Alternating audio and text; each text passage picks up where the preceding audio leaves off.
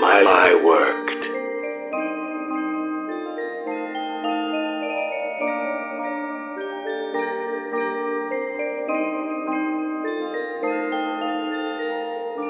William genuinely believes that undeath is a gift. Of course. When you phrase it as eternal life, it sounds appealing, even tantalizing. Even if our specimens are scarcely lucid, and seemingly in tremendous agony. No. That is a fate I would rather avoid. Life is useless, even detrimental, when suffering is abundant. The ancients referred to the process of eternally living through immense suffering as hell. Years ago, I would have scorned at the concept of hell even existing. But now that I have proven the existence of incorporeal soul matter, an afterlife must exist. Where do lost souls go? What lies beyond the threshold of death? I don't know. But I aim to prove that death simply doesn't exist. This universe is critically misunderstood. Seldom is anything created, nor destroyed. Matter changes form constantly, but never ceases to exist, nor come into existence on its own. I aim to prove this with my experiments. Death is a fabrication, an archaic view of mortality based on primitive human assumptions. Matter cannot be destroyed or created anew. Any missing souls still remain within reality, in some other place, with obedient and sentient phantom beings. The barrier can be crossed, and then shattered. The immortality that these spirits have is worthless.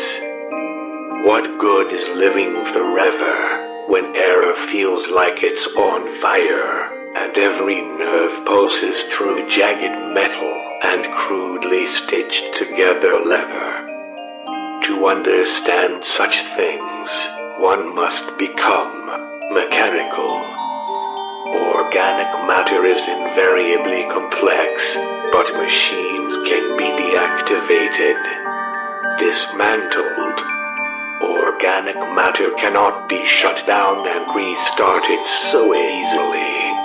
But a machine, in theory, should it harbor a soul, could act as the portal between our realm and beyond.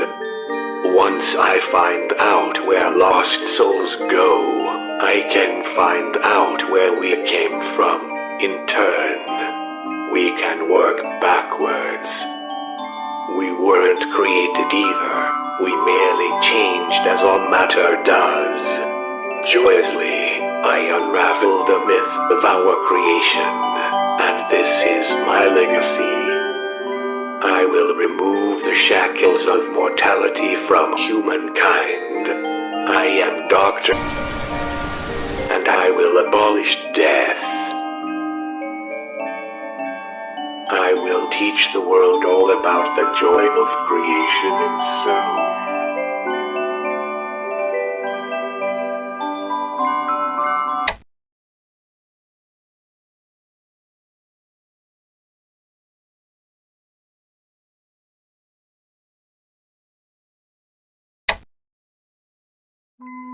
On opening night, William's suit failed during a dress rehearsal. This was my own doing. I intentionally misdesigned the spring-loaded retention locks in William's suit, knowing full well that the spring mechanisms inside the suit would fail, with him inside.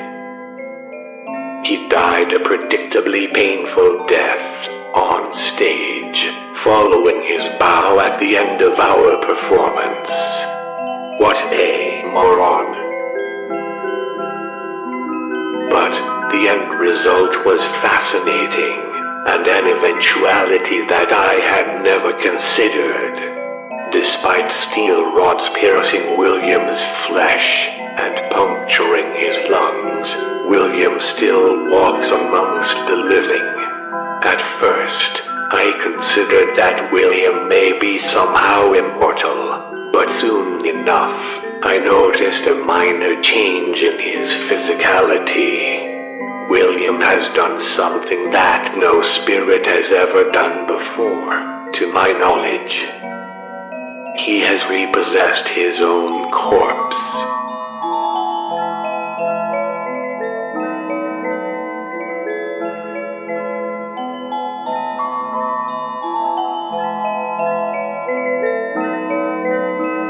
My original intention was to give William a nudge later down the line, and have a then freshly deceased William take the blame for the kids that we abducted. But this result is far more interesting. William seems to be utterly devoted to me. My current theory is that he repossessed his own body out of desperation. He essentially re-entered his own corpse, so he could keep going as if he never died. Most peculiar. William will stay as my partner. This development will advance my work by many months, perhaps even whole years.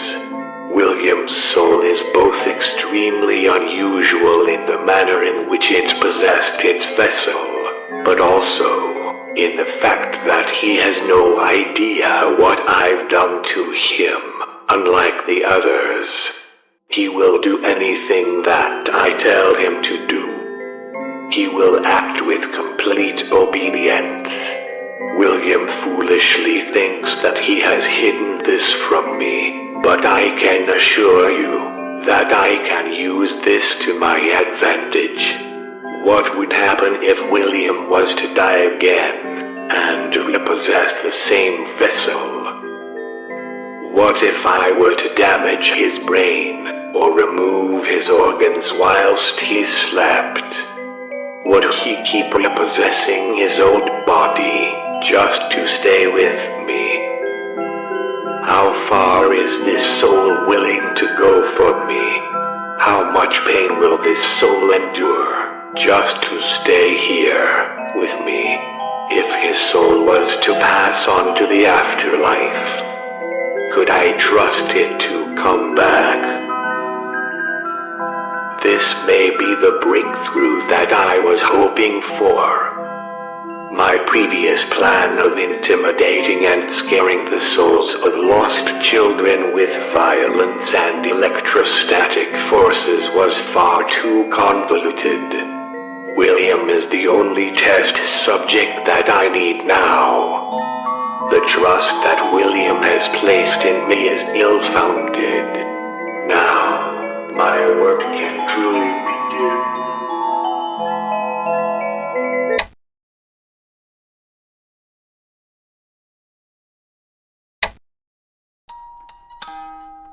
Henry, we need to talk.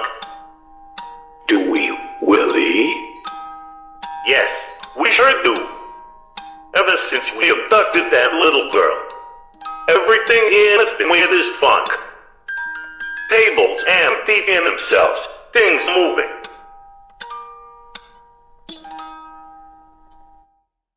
Customers here and whispers about us. About what we've done. And those robots have turned aggressive. Spring body almost bit my hand off during routine maintenance. I don't want to be inside that thing anymore. I knew that this was a bad idea. You lied to me. You took her life away, and we don't even have a third robot here. None of this was to make her more lifeline.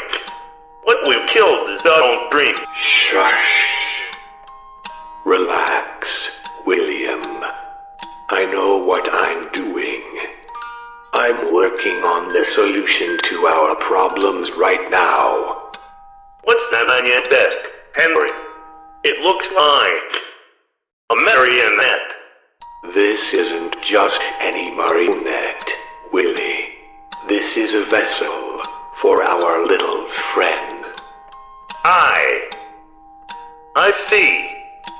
We've killed beyond our means, Willie. You mean you killed beyond your means? In any case, this puppet is the solution to all of our problems. The moment that dumb girl enters this puppet, she'll be stuck as a puppet. And then, she'll be our puppet, being pulled by our strings, unable to harm us like the other two can. Okay, what about the abductions? Freddy, Fazbender has better-looking robots, and passive bad tree children get abducted in their restaurant. 3 kids have died here. The police will... Relax, Willie. I've pinned the 3 missing children on our missing night guard. He's lying, half dead in the back. The police will presume that he took the kids away. Poor fool probably won't eat. The suits have been bleached. This is a minor hiccup. What, Freddy's? I will pay a visit to Freddy's soon.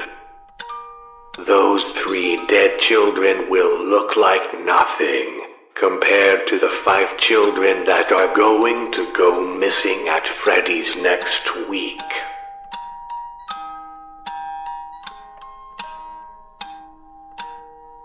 Henry, I don't like this. Willie, this is our dream. Yeah, but... This is what we have to do. Our diner. Our family. Our dream. This is what you wanted. Henry, You wanted this. Okay. Now, go talk to the police. Make it out like that night guard was always a soulless creep. I'll finish this puppet.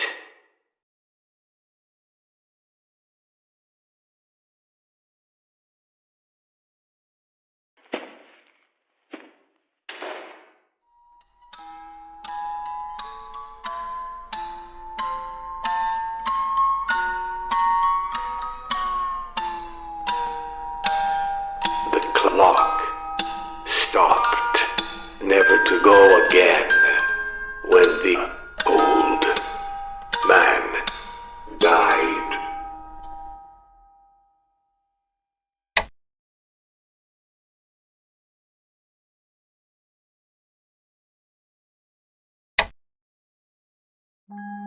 William has proven to be a most intriguing test subject.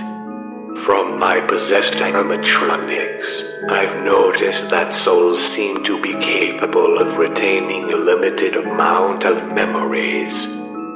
Upon interacting with my victims, I realized that they seem to remember who I am, occasionally, and respond with defensive, animalistic aggression. Unfortunately, this memory doesn't seem to apply to all human behaviors, such as the ability to speak. Granted, Fredbear's lips are unable to curl into the shapes needed to imitate human speech. But William has not seen a single attempt to speak come from the animatronics during routine surveillance. Fredbear growled at him once, but that hardly counts.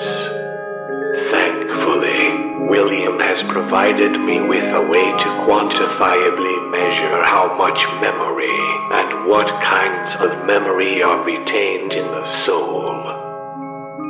Once a month, I anesthetize William and remove one of his vital organs, or typically a portion of his brain.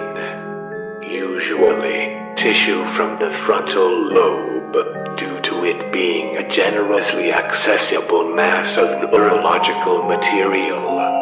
Surprisingly, William doesn't seem to be suffering from dementiated memory loss, but rather a shift in personality.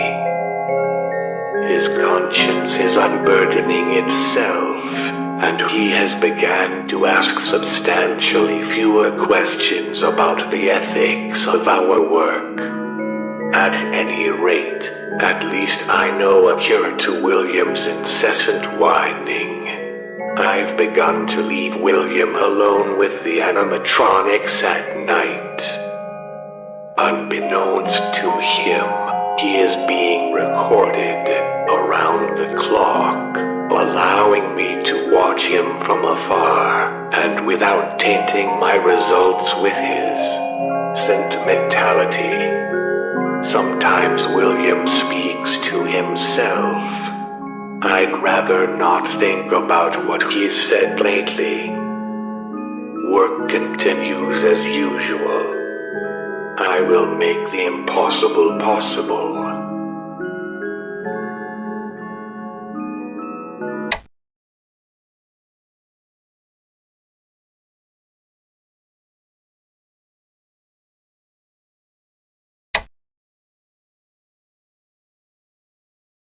William is a useless excuse for a test subject. His crying has burdened my analytics, and he no longer shows any rate of change, even with entire internal organs being removed. Even without a heart, he is unchanging, unyielding. I made the mistake of telling him about my deceased son, David.